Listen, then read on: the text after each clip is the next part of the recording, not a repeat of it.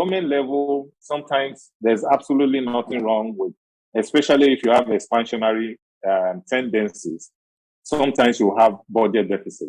The question is, how do you fund it? And is it becoming a permanent issue, which is what the Nigerian case has been over time? There isn't a lot of time, but if you ask me questions when this is over and you need more details, I'll be able to talk about it. Here, the important things to look at, and which I will highlight later, are issues of debt service, issues of foreign exchange, and issues around inflation. The next one, please. Let's talk about debts. Nigeria today, we're owing about 93 billion in foreign currency debts. And the total debt we have is what you have. That's from DMO, Debt Management Office, that is custodian of debts, debt statistics, and what the state own and what the federal government own are shown to you. Whereas at end of September, we're 38 trillion, and clearly we're approaching 40 trillion now. And I don't think this is all our debts, quite frankly. These are the official debt figure. Debt is one of the most topical issues today. The IMF, recently, some of you are watching the news, projected that we spend 92% of our revenue in 2021 to service debt. Just think about how much you are earning, and if you are spending 92% of it to service debt, I'm not sure you'll be very comfortable. But we move on and maybe talk. Next slide, please. Who are the people we're owing? Those are some of the numbers for you. Next slide. Some of these things might be useful for you at home. So these are the states. What the states are owing in terms of foreign currency debt, they're all in the DMO side. This is even as at June 30, 2021. The quick thing to say, let's take Lagos State, for example. Assuming the 1.38 billion that Lagos State had here, let's say it's $1 billion that Lagos State owned here. Assuming the debt was contracted in 2014, $1 billion in 2014, exchange rate was about 140 then, was then 140 billion naira. Today, without doing anything, if Lagos State is still owing the 1 billion, the amount would have grown to 400 and something billion at official rate without adding anything. Assuming so there's debt in local currency and there's debt in foreign currency. Foreign currency debt is the quickest killer for an economy like ours, especially with a weak currency. Next slide, please.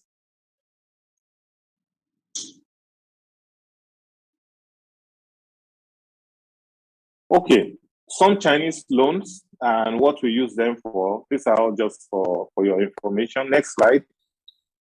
If you ask questions around it, I'll be able to. Our growth. I'll show more statistics.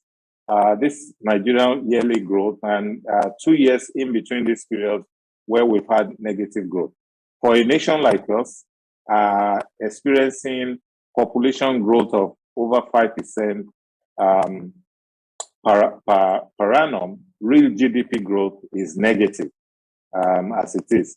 Apart from 2013, 2014, we've not been able to grow as much as our population is growing. And that does not portend too good for us. Next slide is also looking at economic growth since 1999. We had more growth, it seems, in the OBJ years.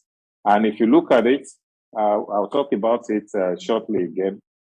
Those were the golden years for a lot of us that we've seen, apart from the 70s.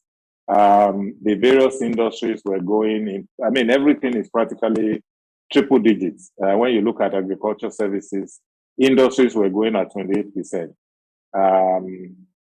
So the OBJ years seemed to be the golden years. Yaradua didn't spend too long, but I think we had things going on well.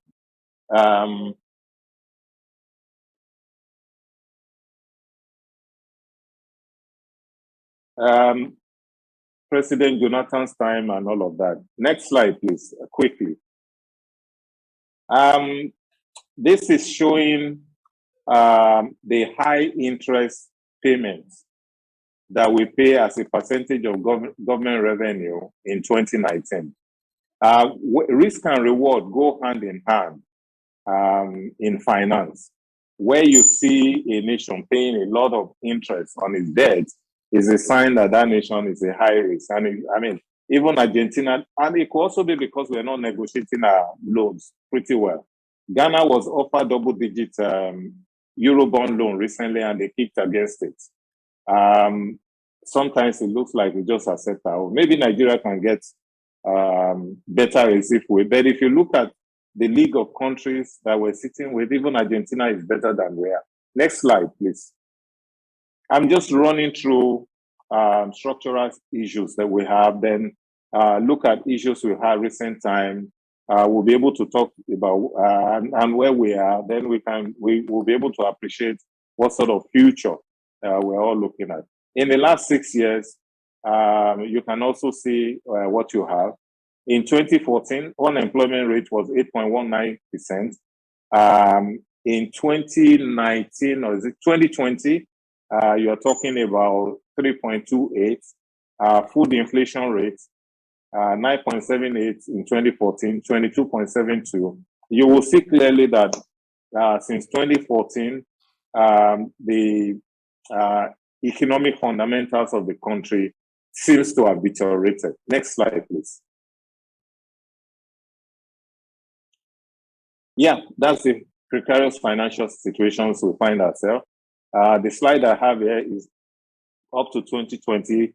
Forgive me that I didn't update it for 2021. But you can see the level of our debt servicing.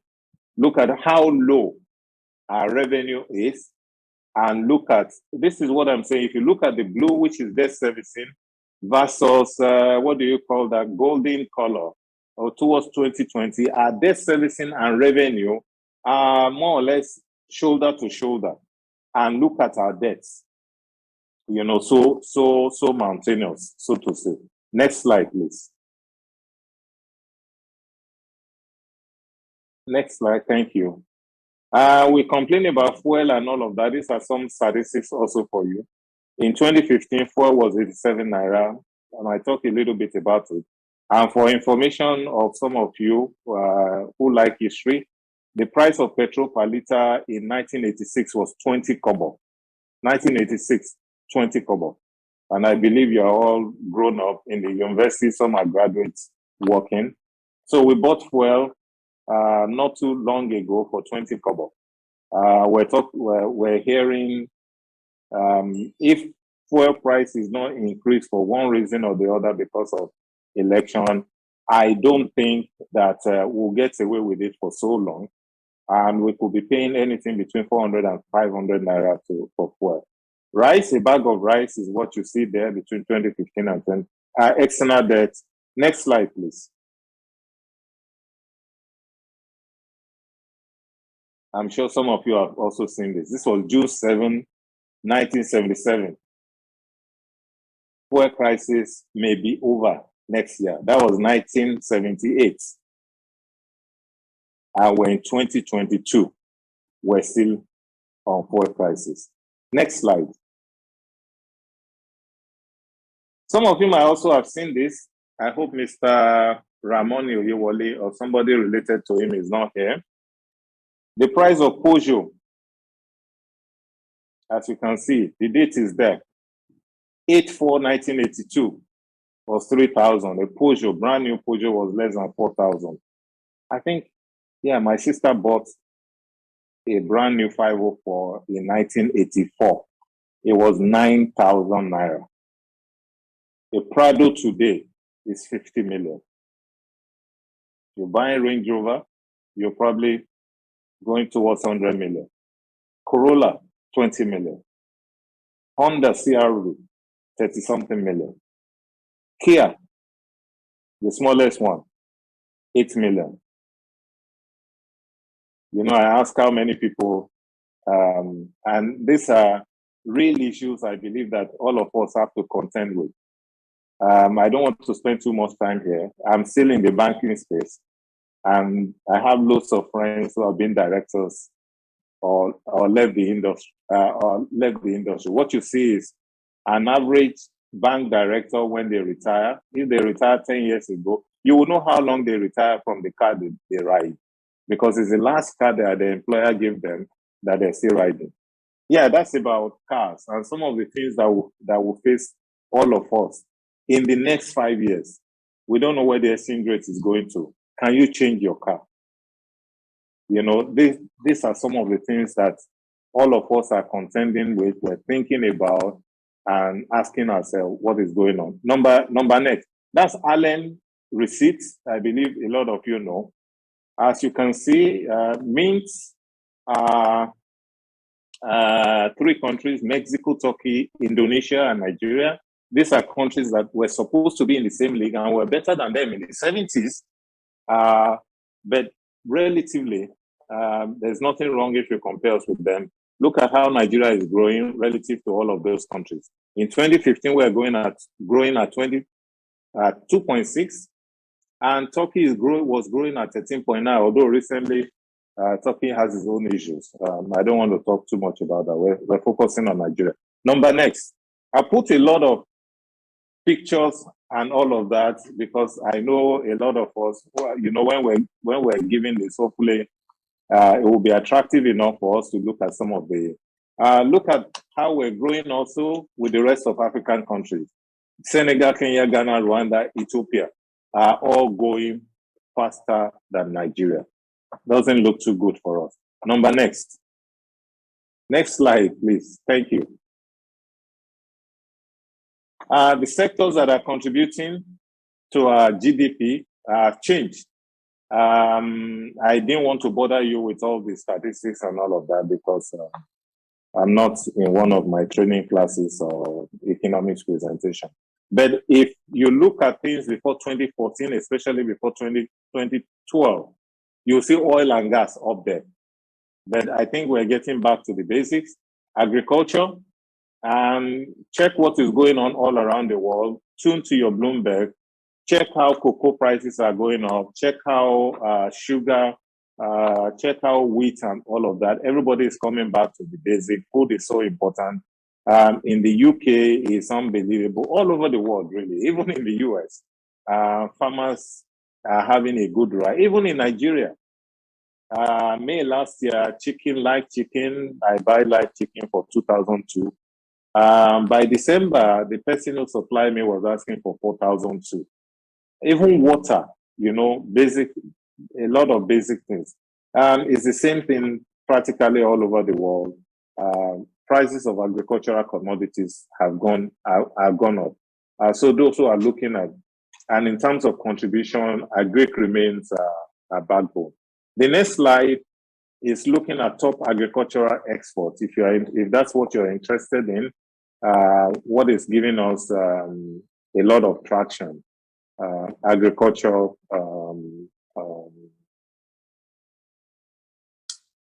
exports out of the country. Venezuela has the largest crude reserve in the world. Largest crude reserve in the world. But listen to the video. Let's run through the video very quickly.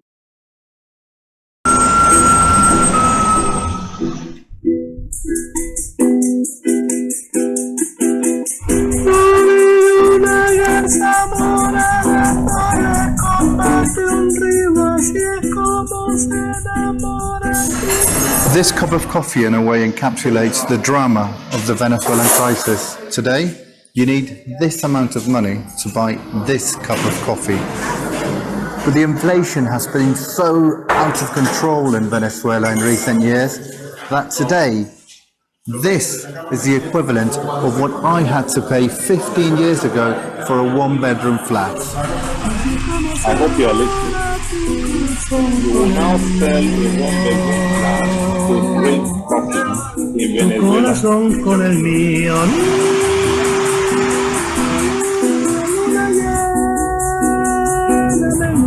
Now, one way of finding cash here in Venezuela is coming to social media. If I just do a very quick search on Facebook, I can see here someone is selling cash for a fee, obviously. And then all you have to do is just go pick it up.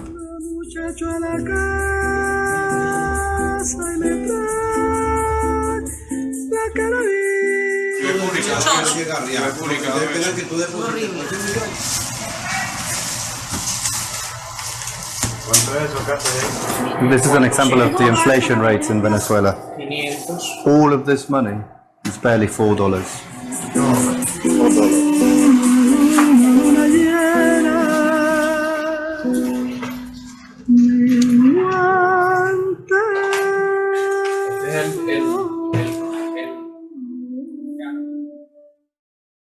Great. Thank you. I hope you all saw Venezuela and how much of the local currency you get with $4. You know, we need to pray for our country, but hopefully, as I run down and try to round up, we'll be able to exchange ideas one with each other. I tell people when I was young, and all of us probably in the same situation, we had an uncle that we revered so much, who was living very well, very well. And suddenly, we don't know what happened. They can't afford to change their furniture. They can't afford to change their cars. A lot of people, not because they didn't save, they save. They prepare for the future, but the economy just messed them up. Unfortunately, that is a challenge a lot of us are facing, that a lot of people barely can eat today. Oil is practically a cost to us, and we've seen how big a cost it is to Venezuela. When oil prices go up, fuel prices go up because of the illusion of subsidy. When oil prices go down, we don't have revenue. So up or down, we're in a mess. God forbid, we won't be in a mess. And these are things that, you know, our policymakers need to look at. We can't continue to go around on this, and I will make some specific suggestions towards because it's very easy as an economics to come and criticize everything and then not put something on the table. The issues in Nigeria can be sorted out, in my view, very easily if we're pragmatic and we're willing to do the right thing. This is what, to look at how oil has been a blessing to one nation and a cost to another. The Bible is very clear that a debtor will serve a creditor. It's there in the Bible. We need to pray for our nation. Next, if we owe ourselves money, it's fine. But when we were owing other nations, we've gone through this in the 90s. Nigeria was called a highly indebted poor nation. And if you live in this country between 1990 and 1999, you know what I'm saying. When crude price is high, petrol rises with a lot of inflation effect. We've seen that. When crude goes down, next slide. When crude goes down, we're in trouble. So on both sides of the coin, the world is going green. And I don't have to say it. On the right side and on the left side, in the energy mix today, oil is the largest. It is not that oil will die. We will, and as we've seen, there's a lot of hasty talk about grains in the last 2 years. They were finding out this year, especially since December last year, that oil is not going to go away. But the composition of oil in the oil mix will diminish, you know, as we go towards 2040. That's what both sides of that of this slide is showing. What oil is in 2018 and what is going to be in 2040. And you'll see gas, nuclear, wind, other renewables taking more prominence as we go into the future. Number next, and that's what we produce today. So we need to think. Inflation is another key thing in Nigeria. They're giving us official inflation. This is a Christian program. I don't want to, but you all know what the price of car was last year.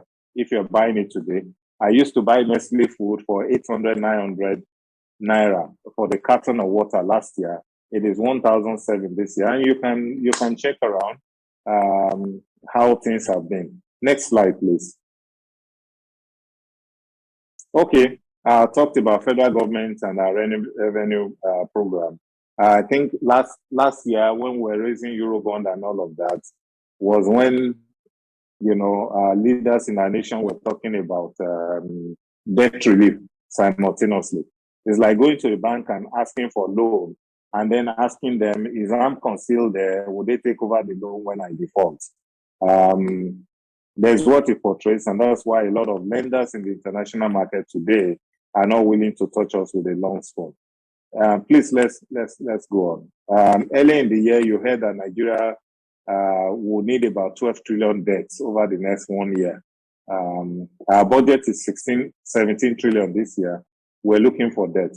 Look, the currency is weak, unfortunately. In 1984, 1 naira was $1. Today, you have 580 naira being $1.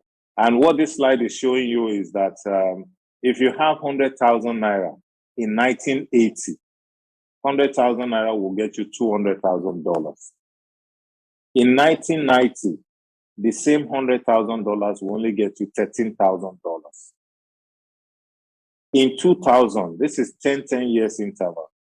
100,000 in 2000 will only get you $1,000. 2010, and then 2020. Today, $100,000 cannot get you $200. I just think about what the future will look like.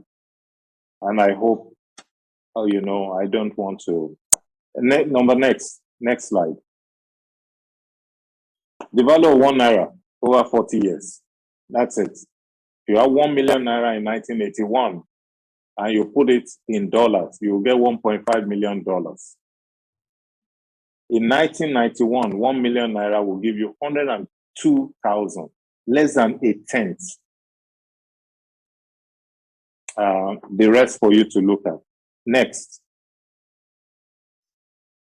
One of the things that have been holding our economy and really remittances into the country by diaspora has done a lot in stabilizing the country, especially in the Obasanjo years, when there was a lot of enthusiasm about the country. Diaspora were coming to invest in the stock market. They were buying land. Some of them were relocating to the country, moving money in and all of that. Today, I hate to say what the reality is. So remittances to Nigeria has been dwindling. Next, please. In 2020, with COVID and all of that, we had a significant drop in remittances. And that was why Naira was, between 2015 and 2019, high interest rates on Nigerian government bond, Nigerian securities, sovereign securities, also made a lot of, with stable Naira, relatively stable Naira, a lot of diaspora also trying to benefit from the relatively healthy interest rates, also put their money in Nigeria. But today, the Naira is so unstable, I don't know how many are doing it. Next, quickly. Next slide, please. Thank you very much. Diaspora money started coming as COVID got better last year. It started picking up. Look at it in January 2020 when it went down. It's a combination of factors. The people in diaspora also face their own shock and all of that. Please, go ahead. What I want to talk about now, and very quickly, before I round up, is to show you that the Bible is complete. Whatever you see all around the world, the Bible is complete. And we really have to blame ourselves, for being disobedient to God, if we want to be honest. Let's go to the next slide. After the flood, God said, while the earth remains, there will be seed time and harvest. There will be cold and heat. There will be winter and summer. There will be day and night. They will not cease. Genesis 8, 22. Next slide. Genesis 41. We didn't understand what God was saying, or God didn't want us to perish. He sent Joseph.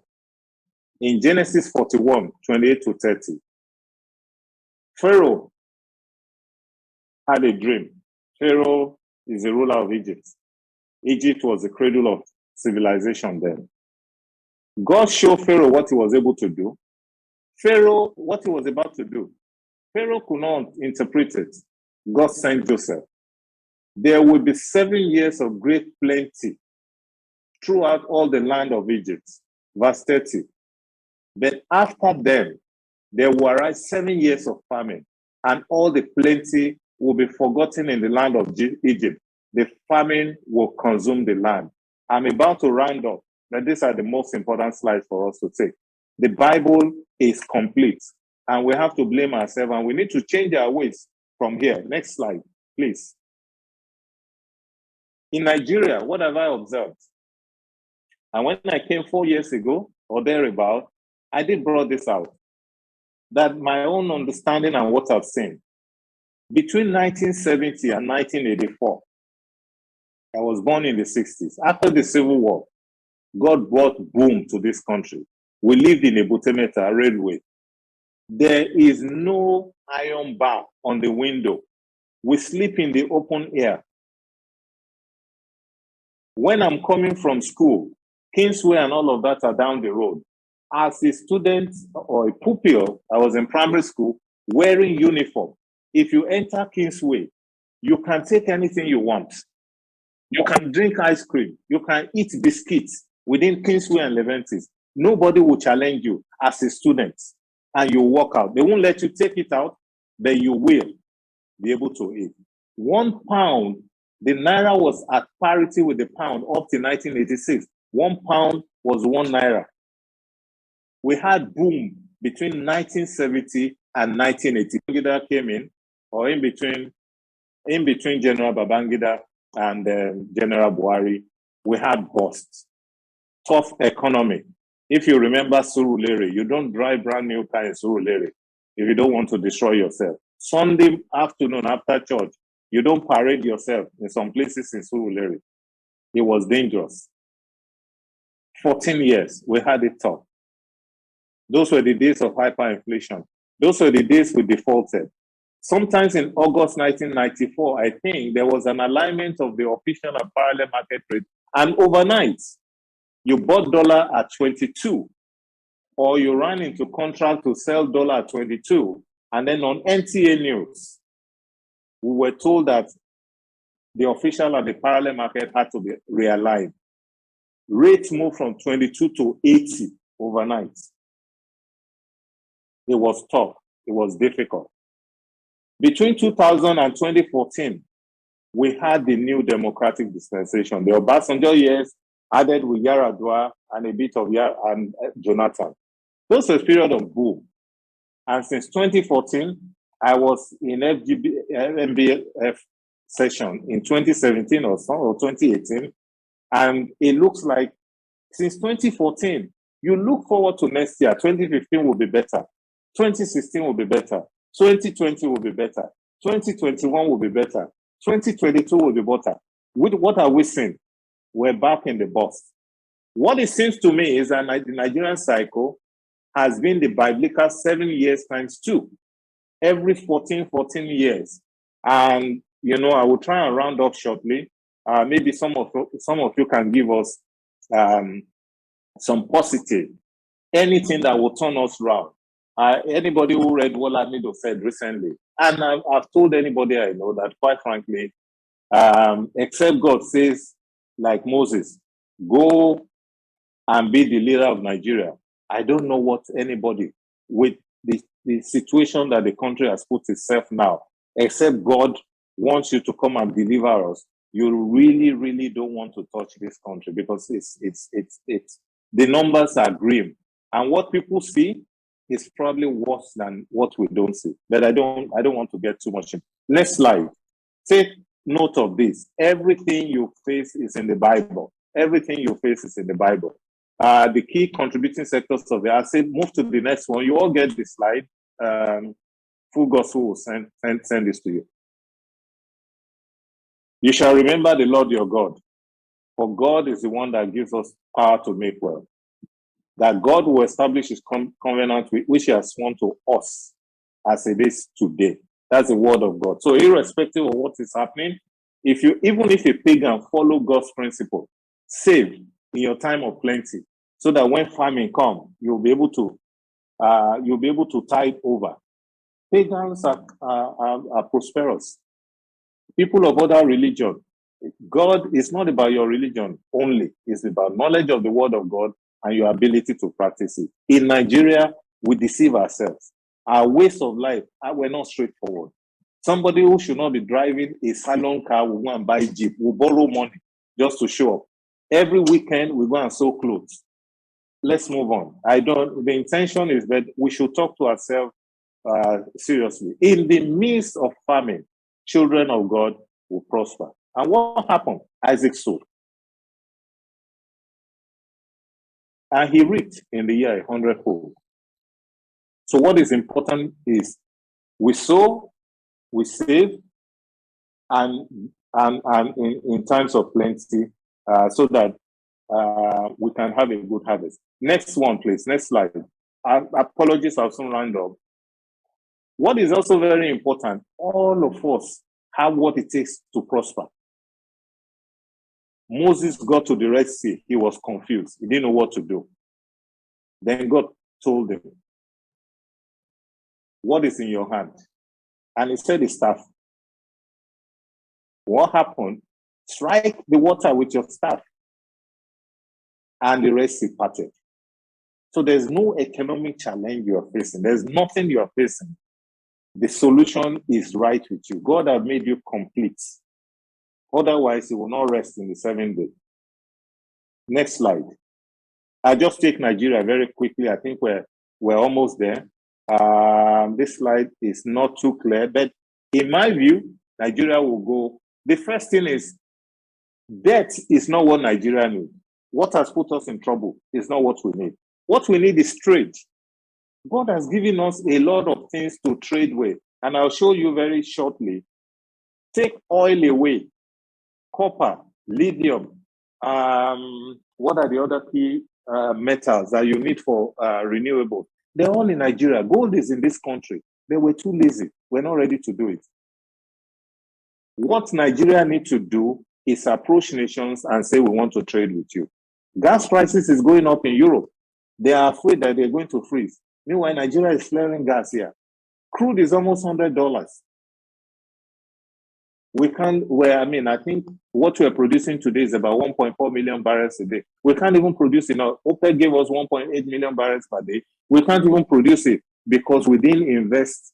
When they just remit money to us and we're spending it, we didn't reinvest a lot in agriculture, agri sector. What happened if this nation decide to put one primary and one secondary school in every local government? Think about the construction boom that will be going on. I've talked about Lagos State. If Lagos State puts 5 kilometers of dual road near the water, think about the tourism, just 5 kilometers down the road. Think about how much wealth, the property prices. It's not a new thing. It's been done all the time in the days of Fashola. And I guess Jide is still doing the same thing. Then we can do a lot more.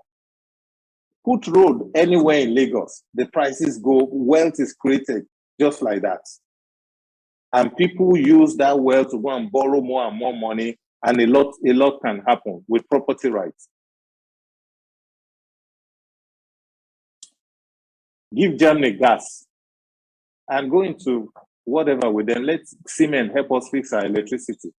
Give France an energy, crude oil and gas. Get planes. Let's have a national carrier from ADS, the Airbus.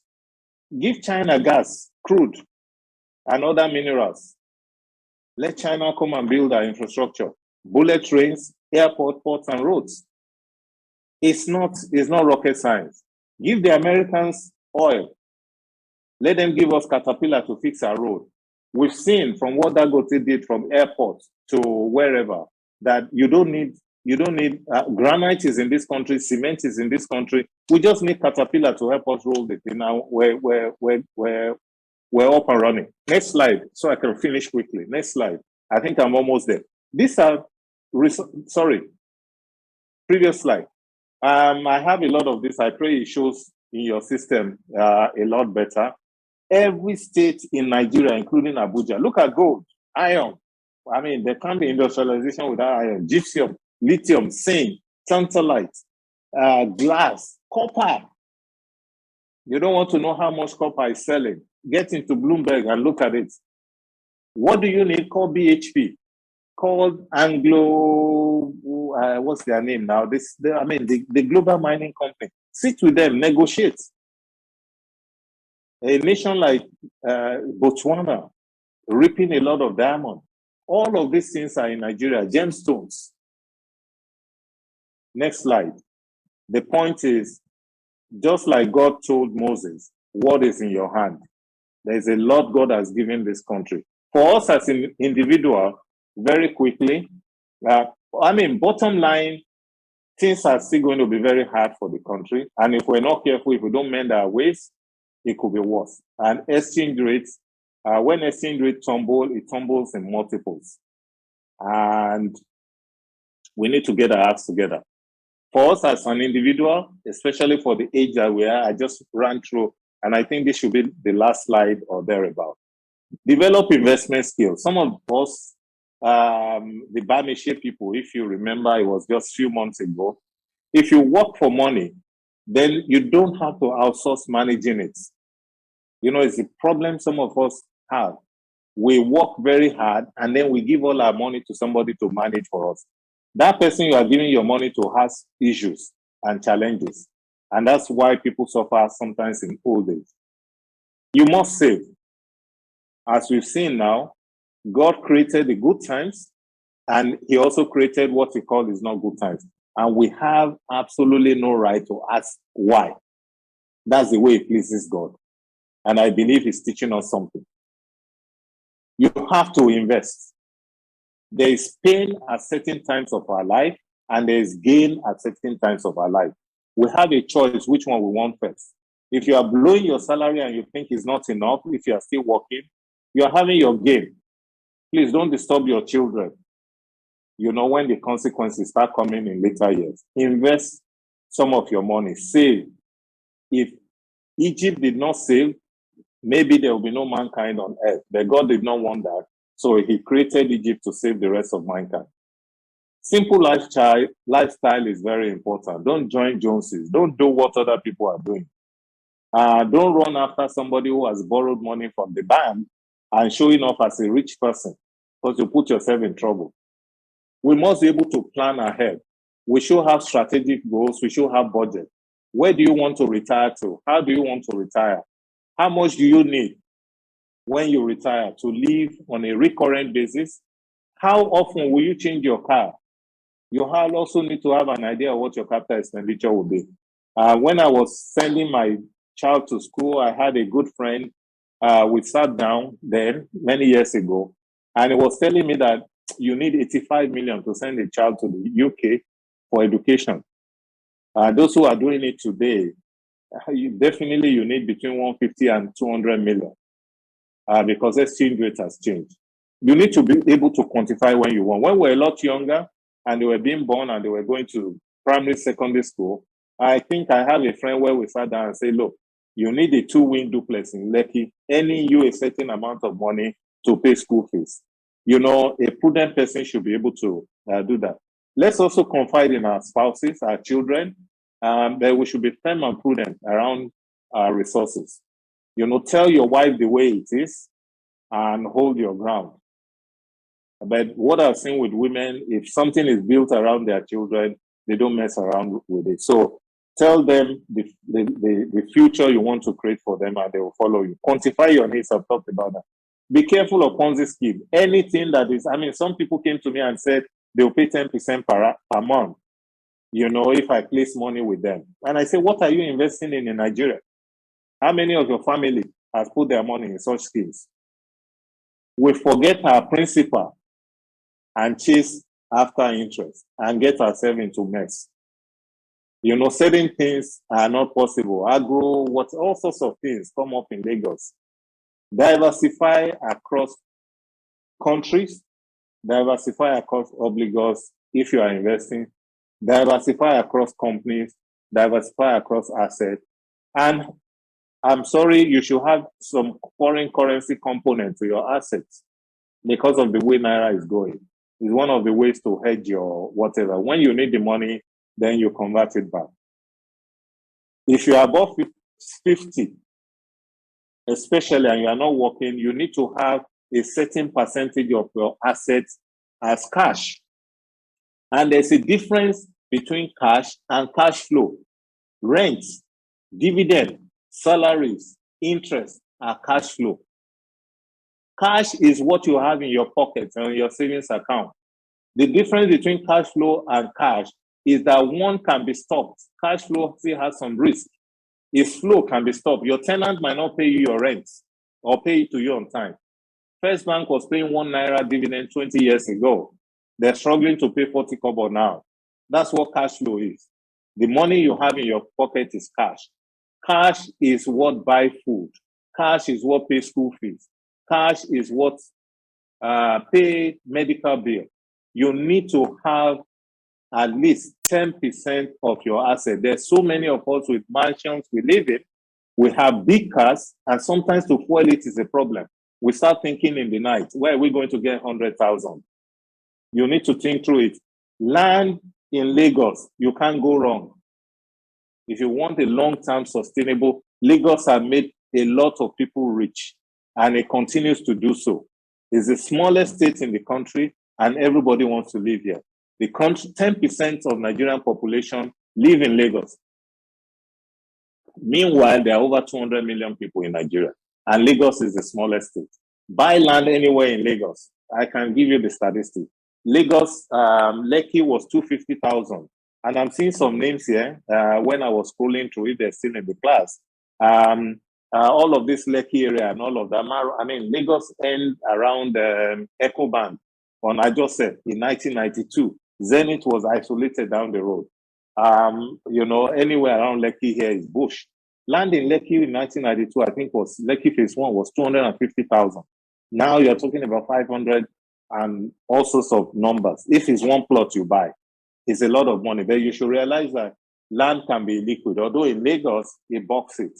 You can sell your land easily. But recognize in other places, land can be liquid, and that's why you need cash. Avoid debt trap.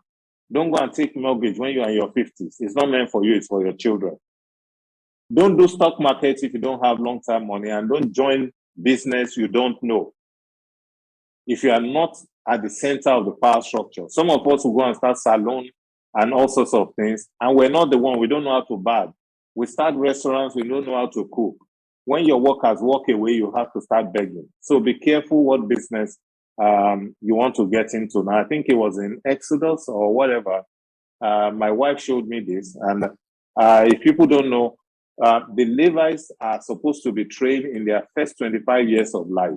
They work for 25 years. People, ideally, it's also in the Bible. I keep saying it, the Bible is complete. I think I'm done here.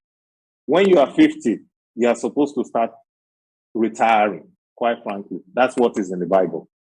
There's to stop. That's the closest I've seen to retirement. If you are not planned, start planning now. If you make mistake, please pass the lesson to your children. Next slide. I think this is the last slide. This is where I'll stop. Thank you all for... Yes, don't forget this. Whatever happens, there's no other way to get God to listen to you than praising Him. Count your blessing.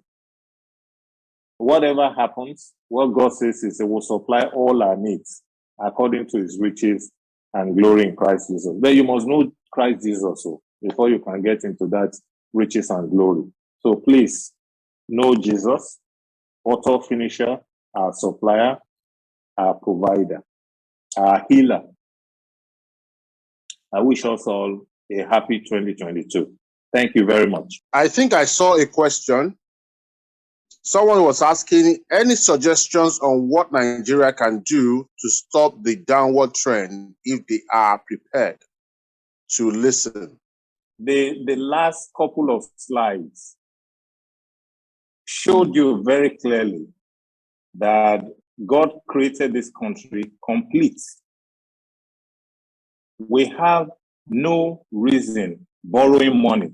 We have so much to trade, and without doing anything. We just have a landmass. I mean, does Israel has the water we have? And they're feeding the Middle East. I watched a video recently where Israel was saying, if they had water, God knows what they would have done. I mean, how many countries have the fertile land we have and the agricultural base we have? I don't want to get into something else. We all grew up loving rice.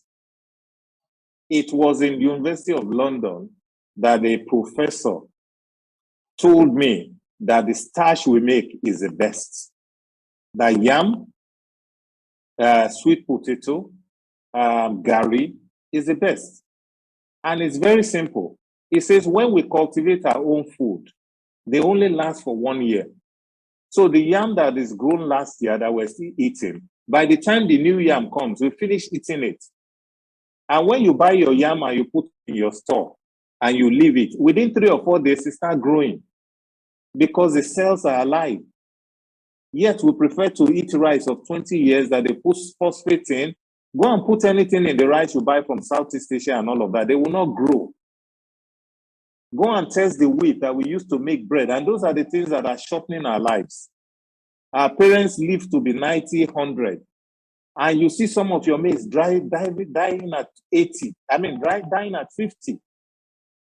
We are so terribly blessed. You can't quantify it. I've just shown you. Just point at any other country that have all of those resources we have. And you want to test the brain of our youngsters? You know what Nigerians are doing in England, what they're doing in everywhere. Nigerians have the largest number of PhD holders, and you've come across all of that. What we need to do is trade. Trade. Use what you have to earn what you don't have. They will want to get things for free. That's the problem. And today we deceive ourselves. 17-year-old killing a girlfriend because he wants to be rich. I mean, things you can't comprehend. And that's why the country needs a lot of prayer. Our problem is spiritual. That God has given us what He ought to give us, more than what we deserve. I don't know whether I answered your question, but I mean, the last 2 slides, you check it there, and the website is there. Or Google Nigeria, minerals in Nigeria. You'll be shocked. Both what is useful today and what is useful for the future, they are all under our ground. Trade Thank you, is sir. what we need, not debts. Thanks a lot, sir. So there's another question, or a couple of questions actually. Talks about quick fix. I think you have addressed that already. Thanks so much, sir. What can you advise someone who is close to retirement and doesn't have any savings by now? What would you advise the person to do in preparation for retirement when it will be in 6 years? Is it that these ideas do not filter to our leaders? Where do we go from here? Prayer aside, action aside. Well, if we didn't read our Bible well enough, I was fortunate to bump into this early in my career. And I can tell you, I worked in a bank where we sat for the 5% of our workforce overnight so that people can see that we're working. I was in the thick of that committee in 1997. And what I told myself when the exercise was done is my time will come. They will soon sack me too. And that was when I started saving 40 to 60% of my salary. As a rule, I had serious fights with my wife, I can tell you. But today we're better off for it. There's look, just follow the Bible. If Joseph just told Pharaoh, let's eat, let's have party as we do, let's consume all our harvest, would there be anybody on earth today? You still have 6 years. There's nothing God cannot do. Please sit down and start saving. There's no redemption. If you don't save, you can't go anywhere. You can't. I mean, please save. I beg you in the name of God. I'm not the one telling you the relevant Bible passages. God says there will be time and season. There will be hammer time. Farmers will grow their crops in the rainy season. When it's hammer time, they are sleeping and eating what is in their barn. Your retirement is sometimes like an hammer time. And we should also recognize when the weather changes, we have to flow with it. In the rainy season, plants will flourish. Look around your house in June, July. Plants are growing, leaves are all there. But when the Harmattan wind comes in November, December, they shed all the leaves. That's what we're all supposed to do. You have to shed the leaves when things are no longer the same. You can't be living like you live. Look, everything is in the Bible. If you are not satisfied, they will give you my number. I'm working on a process like you. I worry. I wake up in the night. I'm afraid. But at the end of the day, I pray to God and I ask myself, have I done what God said I should do? Can I do better? And that's what it is. So it's not over for you, please. If you still have 6 years, start doing something. Finally, I don't know why you're asking the question. Don't rely on pension.